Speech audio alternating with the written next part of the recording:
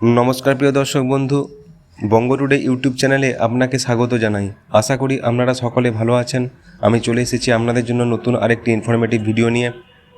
पुरो भिडियोटी स्किप ना करे शेष पर्यन्त देखते थाकुन। आशा राखी आपनारा उपकृत हबेन। चैनेले नतून होले चैनेलटी सबस्क्राइब करबेन परवर्ती लेटेस्ट भिडियोगुली सबार आगे पाওয়ার जन्य। भिडियो भालो लागले अवश्य एकटा लाइक करे देबेन। भिडियो इनफरमेटिव बोले मने होले बंधुदेर साथे शेयर करते भूलबेन ना। আপনারা প্রত্যেকে জানেন যে 9 অক্টোবর WBSSC রাজ্যের হাই স্কুলগুলিতে non teaching staff group C এবং গ্রুপ ডির কর্মী নিয়োগের যে ডিটেল নোটিফিকেশন বেরিয়েছে সেখানে post wise, region wise, medium wise এবং জেন্ডার ওয়াইজ ভ্যাকেন্সি ডিভাইড করে দেওয়া আছে। বন্ধুরা, নন টিচিং স্টাফের আবেদন শুরু 3 নভেম্বর থেকে 3 ডিসেম্বর অবধি। অ্যাপ্লিকেশন শুরুর আগে অনেক নতুন পরীক্ষার্থী যারা আছেন তাদের মধ্যে কিছু বিষয় রীতিমতো জটিলতা সৃষ্টি করেছে।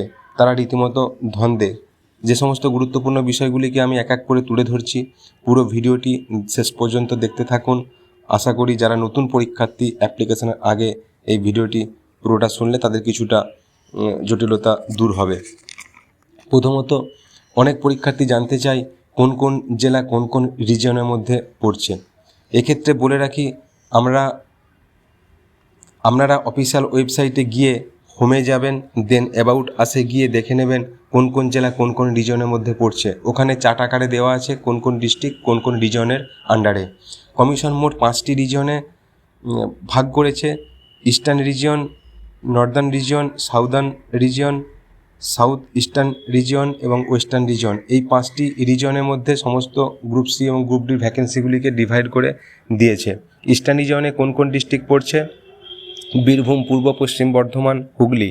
নর্দার্ন রিজনে পড়ছে কুচবিহার, আলিপুরদুয়ার, জলপাইগুড়ি, উত্তর দিনাজপুর, মালদা, মুর্শিদাবাদ, শিলিগুড়ি, দার্জিলিং এবং কালিম্পং জেলা। সাউদার্ন রিজনের মধ্যে পড়ছে Kolkata, Howrah, south 24 Pargana. South eastern রিজনের মধ্যে পড়ছে নদিয়া, নর্থ 24 পরগনা। ওয়েস্টার্ন রিজনের মধ্যে পড়ছে ঝাড়গ্রাম ডিস্ট্রিক্ট, পুরুলিয়া, বাঁকুড়া, পূর্ব মেদিনীপুর এবং পশ্চিম মেদিনীপুর ডিস্ট্রিক্ট। পরীক্ষার্থীদের মধ্যে দ্বিতীয় প্রশ্ন হলো, এক জেলার বাসিন্দা হলে কি অন্য জেলা বা অন্য কোনো রিজিয়নে আবেদন করা যাবে? সেক্ষেত্রে বলে রাখি, একজন পরীক্ষার্থী এক রিজিয়নে বাসিন্দা হলেও সে অন্য রিজিয়নে প্রেফারেন্স হিসাবে অ্যাপ্লাই করতেই পারেন। তবে যে রিজিয়নে অ্যাপ্লাই করবেন সেই রিজিয়নে যদি চাকরি পায় সেখানেই তাকে চাকরি করতে হবে এবং পরে হোম রিজিয়নে বা নিজের জেলাতে ট্রান্সফার করার সুবিধা পাবেন। তৃতীয় প্রশ্ন হলো, একজন ক্যান্ডিডেট কি গ্রুপ সি এবং ডি এই দুই পোস্টে আলাদা আলাদাভাবে আবেদন করতে পারবেন? সেক্ষেত্রে বলে রাখি, একজন পরীক্ষার্থী আলাদা আলাদা গ্রুপ সি এবং গ্রুপ ডি দুই পোস্টের জন্যই আবেদন করতে পারবেন। চতুর্থ বিষয় হলো, গ্রুপ সি এবং গ্রুপ ডি কি আলাদা আলাদা ডেটে এক্সাম হবে? সেক্ষেত্রে বলে রাখি, দুই পোস্টের জন্যই একই ডেটে এক্সাম হবে না, আলাদা আলাদা ডেটেই এক্সাম হবে। জানুয়ারি মান্থে যদি এক্সাম হয় তাহলে ওই মাসের যে কোনো দুটি সানডে, যেমন 11ই জানুয়ারি গ্রুপ ডি হলে পরের সানডে 18ই জানুয়ারি গ্রুপ সি এক্সাম হওয়ার প্রবল চান্স। কোন রিজিয়নে ভ্যাকেন্সি বেশি? বেঙ্গলি মিডিয়ামে ক্লার্ক পোস্টের জন্য মোট শূন্যপদ, টোটাল শূন্যপদ 2000, গ্রুপ সির ক্ষেত্রে 2989টি থাকলেও বেঙ্গলি মিডিয়ামে মেল ফিমেলের ভ্যাকেন্সি সবচেয়ে বেশি ওয়েস্টার্ন রিজিয়নে, আর শুধুমাত্র ফিমেলের ক্ষেত্রে ভ্যাকেন্সি আছে 483টি। গ্রুপ ডির ক্ষেত্রে টোটাল ভ্যাকেন্সি 5488টি, তাদের মধ্যে সবচেয়ে বেশি ভ্যাকেন্সি আছে গ্রুপ ডির ওয়েস্টার্ন রিজিয়নে 1410টি, আর শুধুমাত্র ফিমেলের ক্ষেত্রে আছে 1021টি। আরেকটি বিষয় হলো, আবেদনের ক্ষেত্রে ভুল হলে এডিট অপশন দেওয়া হবে না,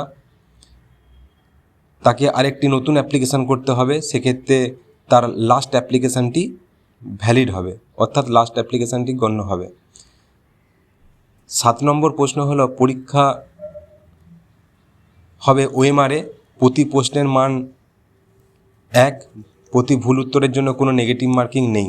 2টি ওএমআর দেবে কমিশন থেকে, তাদের মধ্যে অরিজিনাল ওএমআর কমিশনে জমা থাকবে এবং ডুপ্লিকেট ওএমআরটি পরীক্ষার্থীরা বাড়ি নিয়ে আসতে পারবে। 8 নম্বর বিষয় হলো, নাম্বার বিভাজন কি থাকবে? সেক্ষেত্রে বলে রাখি, গ্রুপ সির ক্ষেত্রে general knowledge, current affairs general English, arithmetic নিয়ে টোটাল 60 নাম্বার থাকবে এবং গ্রুপ ডির ক্ষেত্রে general knowledge, current affairs, arithmetic নিয়ে 40 নাম্বার থাকবে। স্কুল সার্ভিস কমিশন গেজেট অনুযায়ী যোগ্য চাকরিহারারা 5 মার্কসের জন্য এক্সপিরিয়েন্সের জন্য নাম্বার পাবেন। গ্রুপ সির ক্ষেত্রে বলে রাখি তাদের 15 নম্বর কম্পিউটারের দক্ষতা প্রয়োজন, তাই টাইপিংয়ের দক্ষতা অর্জন করে রাখতে হবে। 9 নম্বরে আরেকটি বিষয় হলো সুপ্রিম কোর্টের নির্দেশানুযায়ী যারা অযোগ্য বলে বিবেচিত হয়েছিলেন তারা পরীক্ষায় বসতে পারবেন না। আরেকটি গুরুত্বপূর্ণ বিষয় হলো পরীক্ষার পর প্রিলিমিনারি মেরিট স্কোরের ভিত্তিতে ইন্টারভিউয়ের তালিকা তৈরি হবে। প্রিলিমিনারি মেরিট স্কোর তৈরি হবে ওএমআরের প্রাপ্ত নম্বর, একাডেমিক স্কোর এবং এক্সপিরিয়েন্সের নাম্বারের ভিত্তিতে। তো সমস্ত বিষয়গুলিকে আমি একটু একটু করে তুলে ধরলাম। বন্ধুরা যদি এই বিষয়গুলি বা এই তথ্যগুলিকে যদি ভালো লাগে অবশ্যই একটা লাইক করে দেবেন। এই ছিল আজকের কিছু গুরুত্বপূর্ণ আপডেট।